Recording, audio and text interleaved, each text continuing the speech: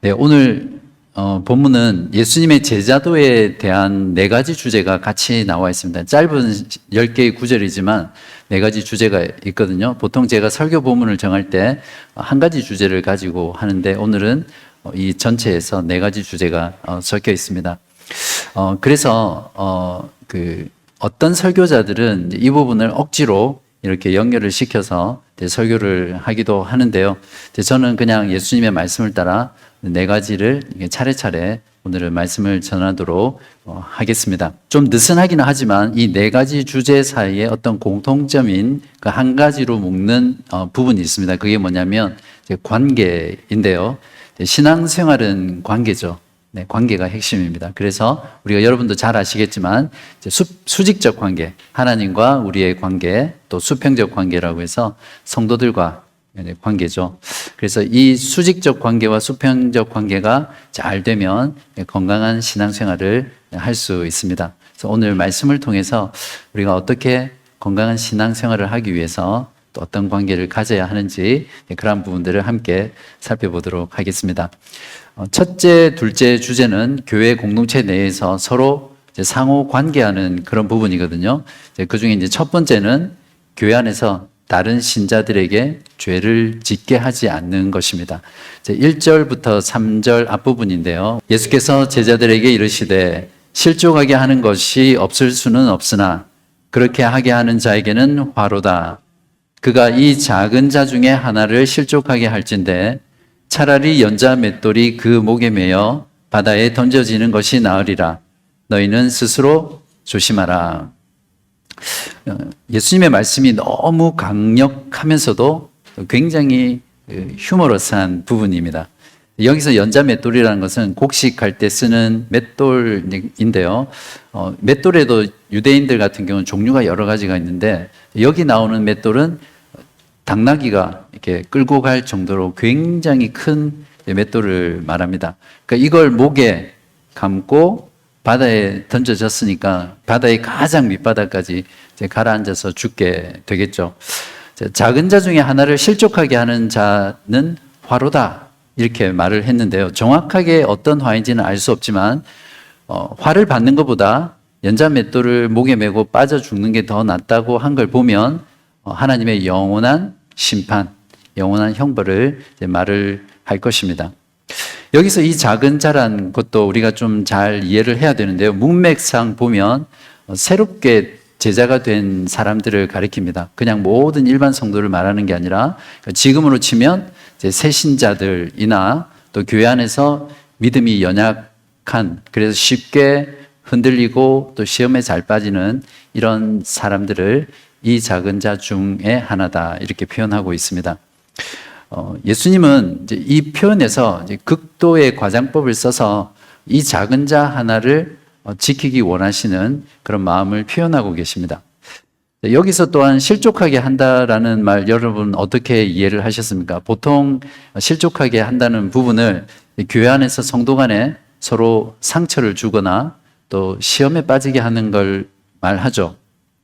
저와 여러분 중에 자기가 알든 모르든 다른 사람에게 한 번도 상처 안 주신 분 계십니까?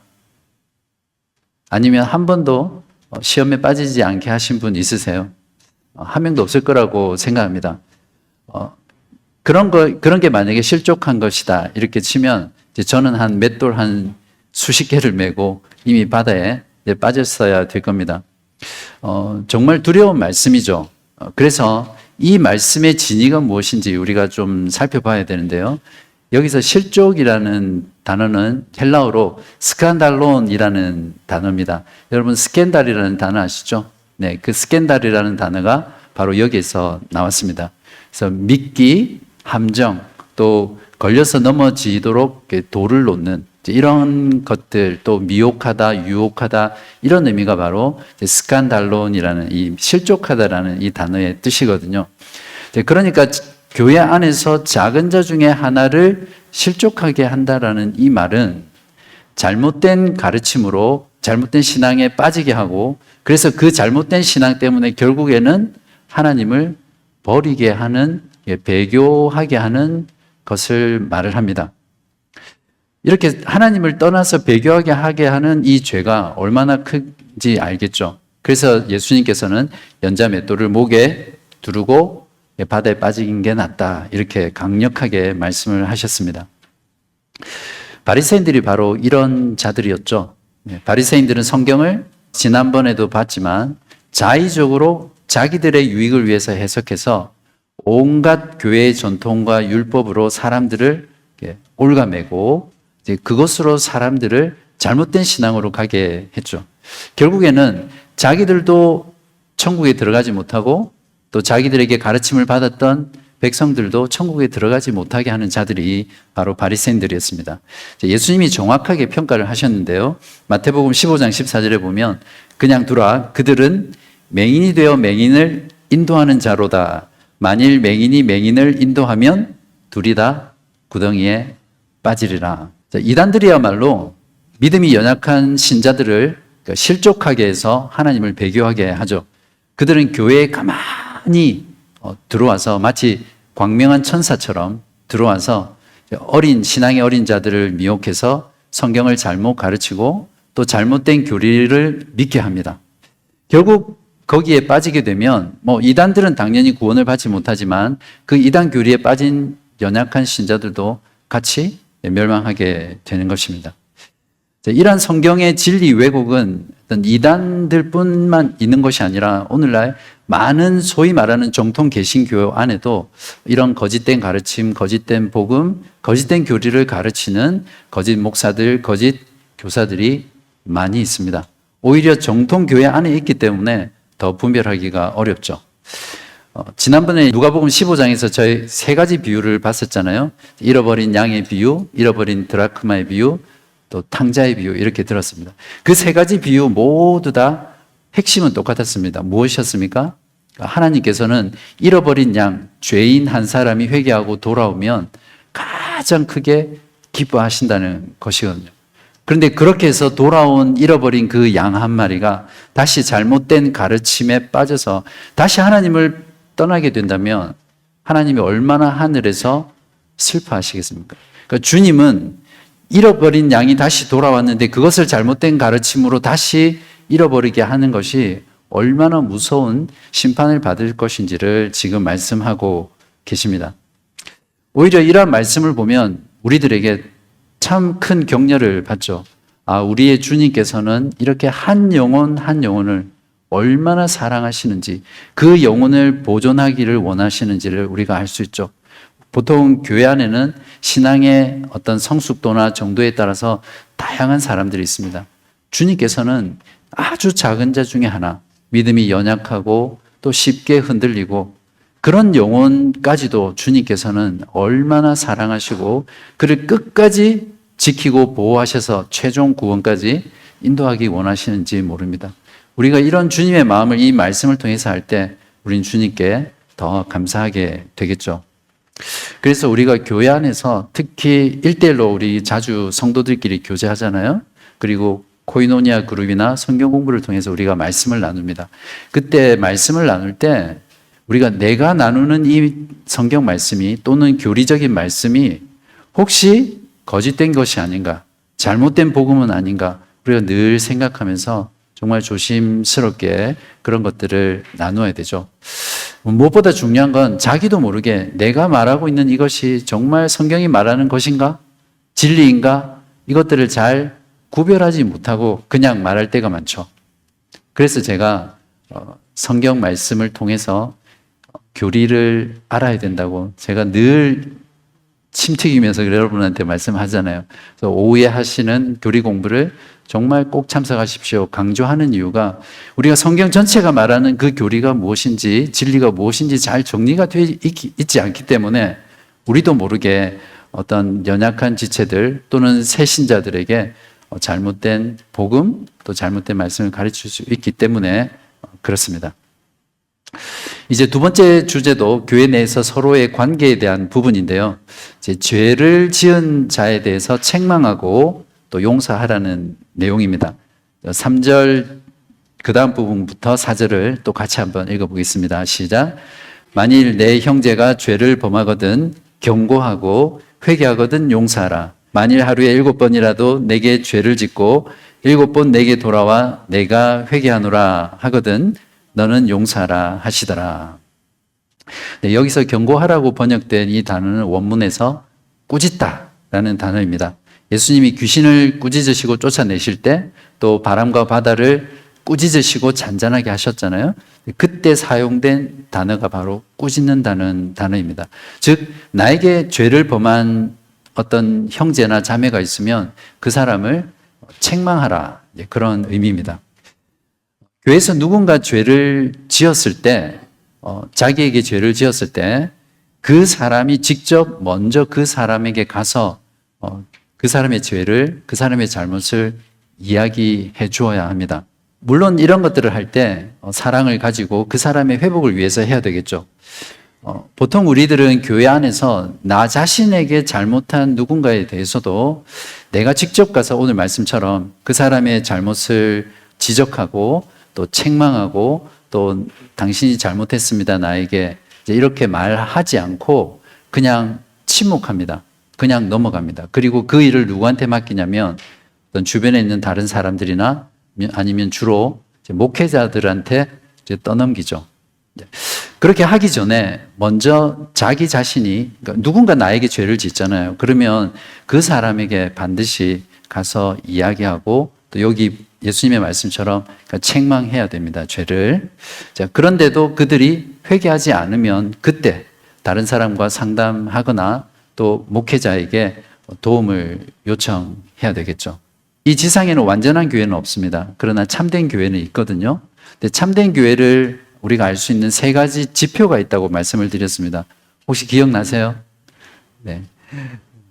첫 번째가 하나님의 말씀을 바르게 선포하는 겁니다. 두 번째가 세례와 성찬, 성례를 올바르게 시행하는 겁니다. 그리고 세 번째가 권징, 권고와 징계를 집행하는 것입니다. 신실하게 집행하는 것입니다. 그래서 여기서 죄를 짓는 형제들에게 가서 죄를 책망하는 것은 바로 이 세 번째 권징에 해당하는 것입니다. 권징이 없는 교회는 참된 교회가 아닙니다. 오늘날 현대 교회에서 거의 사라지고 있는 것이 바로 이 권징이거든요.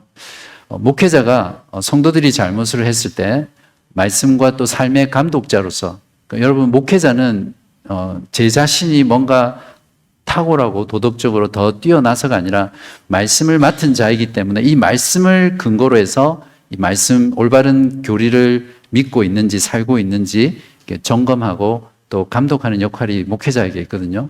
그래서 이제 그러한 역할 속에서 성도들의 잘못을 지적하면 지금 시대는 듣지 않습니다. 목사 네가 뭔데 감히 나의 죄를 지적하냐, 책망하냐, 그렇게 하면서 듣지 않습니다. 목사의 권위가 이제 사라진 시대죠.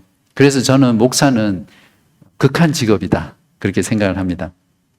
사랑의 하나님은 공의의 하나님이시듯이 하나님의 교회는 교회 안에서 사랑의 공동체를 만들어 가야 되지만 또한 공의의 공동체를 만들어 가야 됩니다. 그래서 형제 가운데 또는 자매 가운데 죄를 짓는 사람을 보게 되면 반드시 그 죄의 문제를 다루어야 하는 것이 참된 교회의 모습입니다. 만약에 가정에서 자녀가 잘못하는데도 그 부모가 너무 그 자녀가 사랑스럽든지 아니면 관심이 없든지 그대로 그냥 방치해 둔다면 그 자녀는 어떻게 됩니까? 결국 온전한 성인으로 자라가지 못하겠죠. 하나님의 교회는 더 그렇습니다. 교회 공동체 안에 있는 이런 죄의 문제를 제대로 다루지 않고 그냥 침묵하거나 묵인하거나 넘어가게 되면 하나님의 교회는 온전히 자라갈 수 없습니다.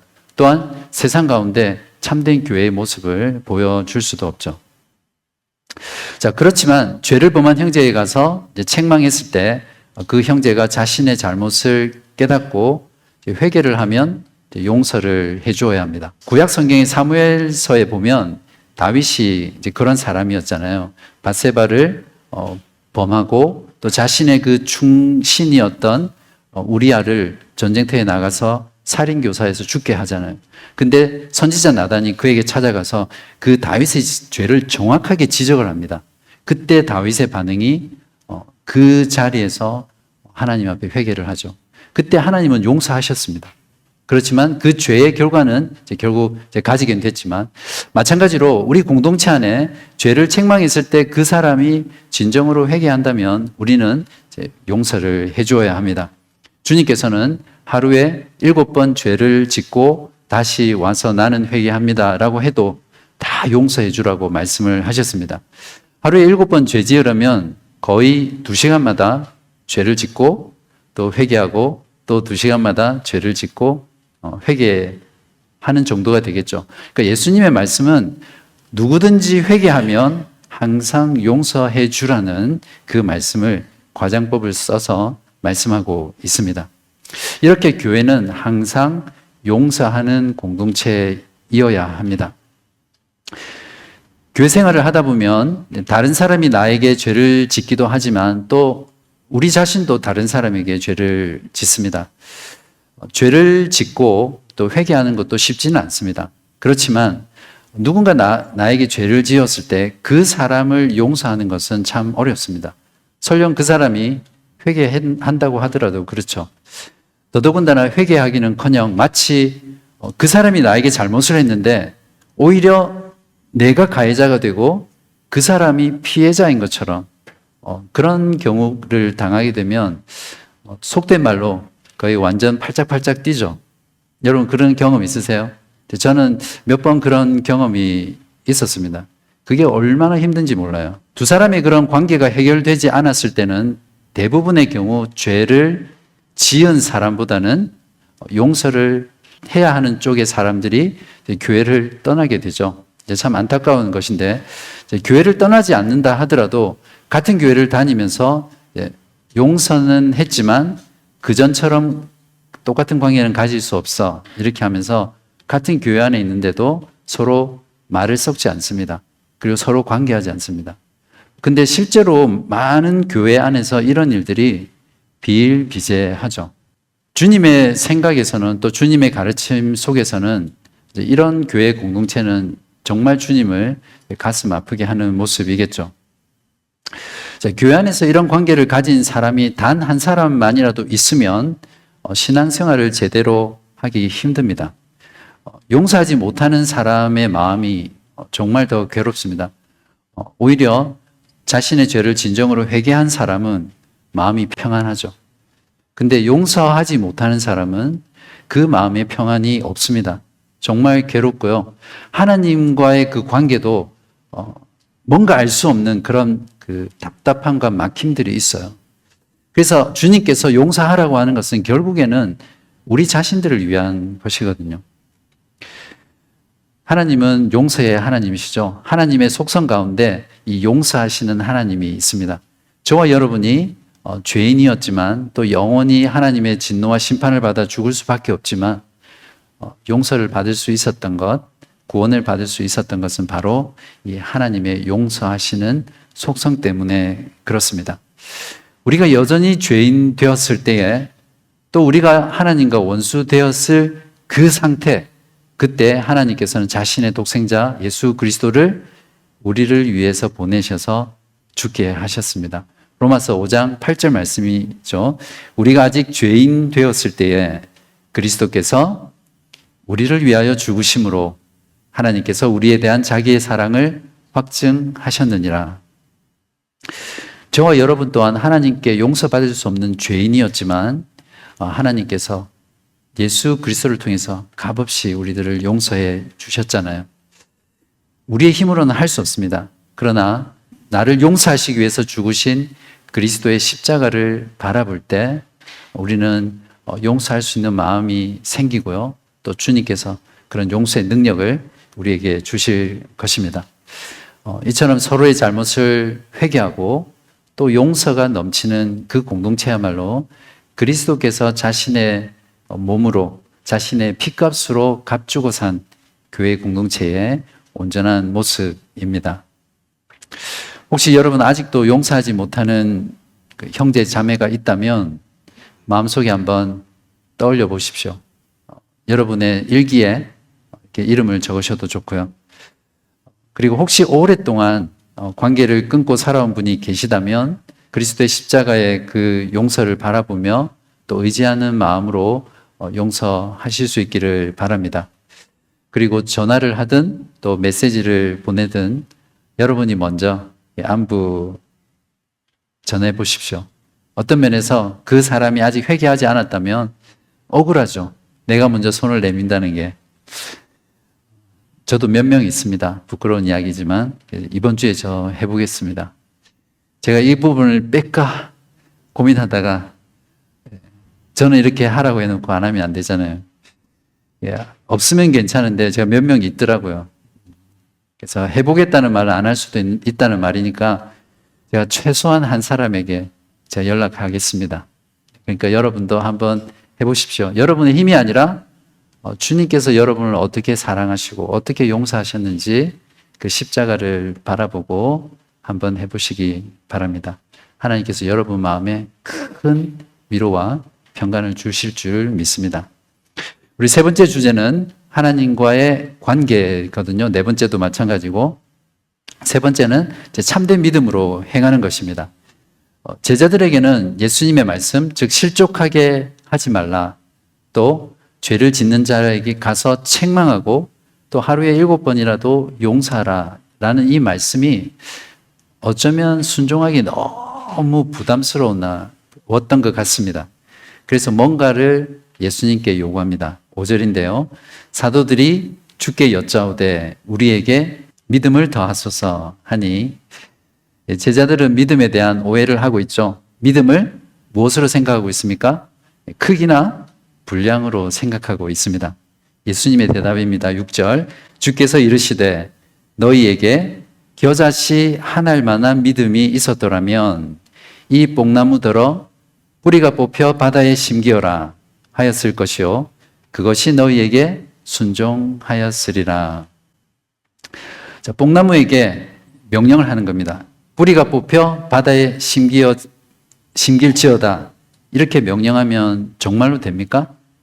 겨자씨 한 알만한 믿음이 있으면 정말 그렇게 됩니까? 예수님은 이러한 과장법, 그러니까 마치 낙타가 바늘귀에 들어간다라는 그런 표현처럼 과장법을 통해서 겨자씨처럼, 당시 유대 사회에서는 지금은 겨자씨보다 더 작은 씨앗이 있습니다. 가장 작은 씨앗이었거든요. 그런 작은 믿음일지라도 그것이 참된 믿음이라면 놀라운 열매, 놀라운 결과를 만들 것이다. 그것을 강조하고 있습니다. 즉, 믿음은 크기나 분량이 아니라 진실됨, 참된 것이 핵심이다라는 것을 예수님께서 말씀하고 있습니다. 제자들처럼 우리들도 믿음을 크기나 또 분량으로 생각할 때가 많죠. 순교자나 또 선교사가 되는 사람들은 뭔가 특별한 믿음, 큰 믿음이 있어야 하는 거다, 그렇게 생각을 많이 하잖아요. 저와 여러분도 어떤 큰 일을 앞두고 하나님께 기도할 때 주여 우리에게 큰 믿음 주시옵소서, 우리에게 더 많은 믿음 주시옵소서, 이 일을 감당할 수 있도록 우리에게 더 많은, 더 큰 믿음 주십시오, 이렇게 요구할 때가 많습니다. 하지만 조금만 깊이 생각하면 더 큰 믿음, 더 많은 믿음을 하나님께 요구하는 것은 불신앙이죠. 더 큰 믿음을 받아서 우리는 무엇을 하려고 하는 것인지 생각해 봐야 되겠죠. 만약에 하나님께서 우리에게 더 큰 믿음을 주신다면 그 믿음이 우리에게 오히려 우상이 되고, 그 믿음을 너무 의지하기 때문에 하나님을 더 이상 의지하지 않게 될 것입니다. 큰 일이든 작은 일이든 그것을 가능하게 하는 것은 우리의 큰 믿음이 아니라 그 믿음의 대상인 하나님이 크시기 때문입니다. 그래서 우리에게 더 큰 일, 우리의 힘으로는 불가능한 일을 할 때도 우리에게 더 큰 믿음이 요구되는 것이 아니라 그 위대한 하나님, 더 큰 하나님을 더 간절하게, 더 진실되게 의지하고 매달리는 것입니다. 바로 그렇게 할 때 그 크신 하나님이 우리에게는 불가능한 일, 우리에게는 너무나 커 보이는 그 일들을 가능하게 하시고 이루어 주실 줄 믿습니다. 바라기는 여러분의 삶 가운데 큰 일이든 또 작은 일이든 또 불가능해 보이는 일이라 할지라도 크신 하나님을 의지하고 또 하나님께 매달리는 그런 여러분 되시기를 바랍니다. 이제 마지막으로 네 번째 주제는 역시 하나님과의 관계에서 하나님의 종의 자세에 대한 부분입니다. 7절에서 9절인데요. 같이 읽겠습니다. 시작. 너희 중 누구에게 밭을 갈거나 양을 치거나 하는 종이 있어 밭에서 돌아오면 그더러 곧 와 앉아서 먹으라 말할 자가 있느냐? 도리어 그더러 내 먹을 것을 준비하고 띠를 띠고 내가 먹고 마시는 동안에 수종 들고 너는 그 후에 먹고 마시라 하지 않겠느냐? 명한 대로 하였다고 종에게 감사하겠느냐?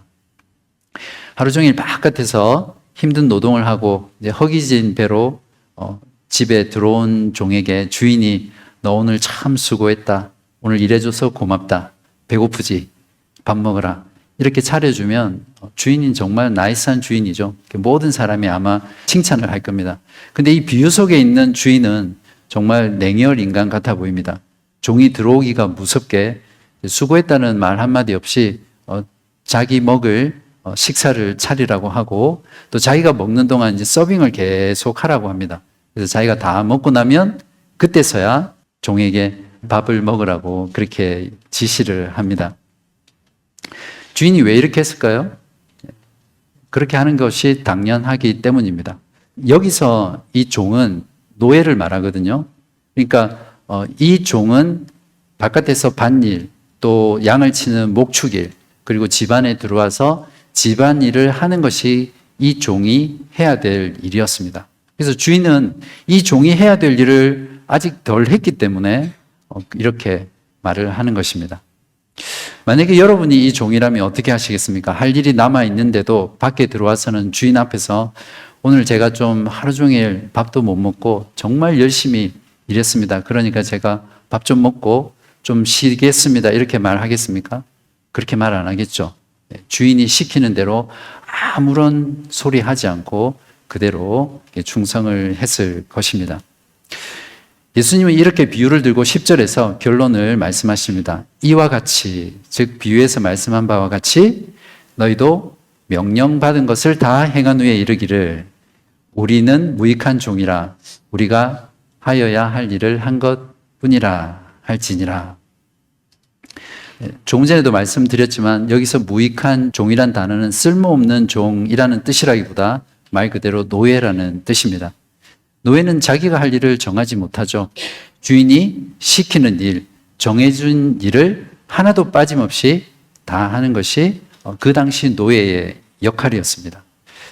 주인이 시킨 일을 다 했다고 해서 자기가 일한 것에 대해서 주인이 칭찬해 주거나 인정해 주거나 감사하거나 그렇게 기대할 수 없습니다. 또한 자기가 일을 다 했다고 해서 주인 앞에서 주인님, 제가 오늘 이렇게 일을 많이 했습니다. 저를 좀 칭찬해 주세요. 제가 일한 것에 대한 대가를 주세요. 이렇게 말하지 못하는 자가 바로 종의 삶입니다. 주님께서는 바로 저와 여러분에게 주님을 섬길 때 이런 종의 자세로 섬기라고 말씀하고 계십니다. 대부분의 교회에서 사역을 하다가 처음에는 열심히 해요. 근데 오래 하지 못하고 지칩니다. 그리고 사역을 중단하게 되죠. 이제 그렇게 하는 이유가 여러 가지 이유가 있겠지만 자신의 그 사역, 자신의 그 섬김을 이런 종의 자세로 하지 않고 뭔가 자신의 섬김을 통해서 하나님께서 갚아주시기를 원하시고 인정해 주기를 원하는 거죠.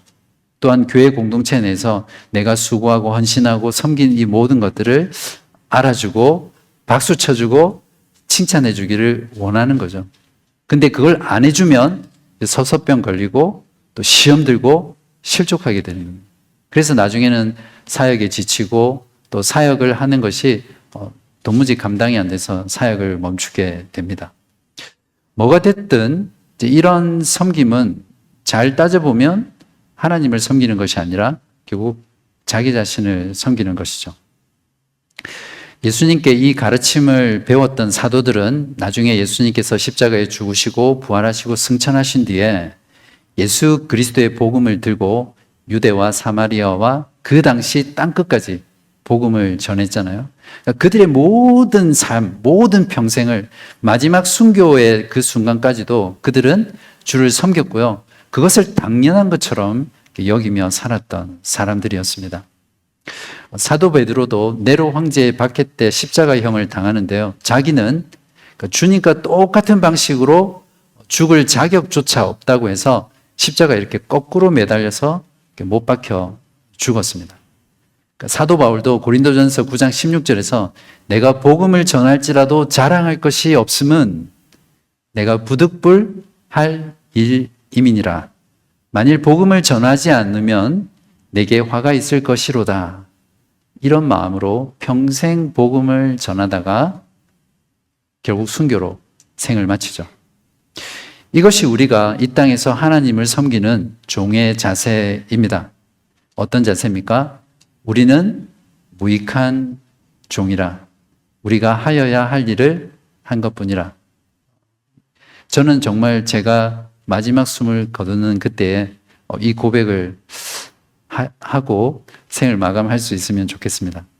건강한 신앙 생활을 위해서 교회 성도들 간의 관계, 그리고 하나님과의 관계가 어떤 것이었습니까?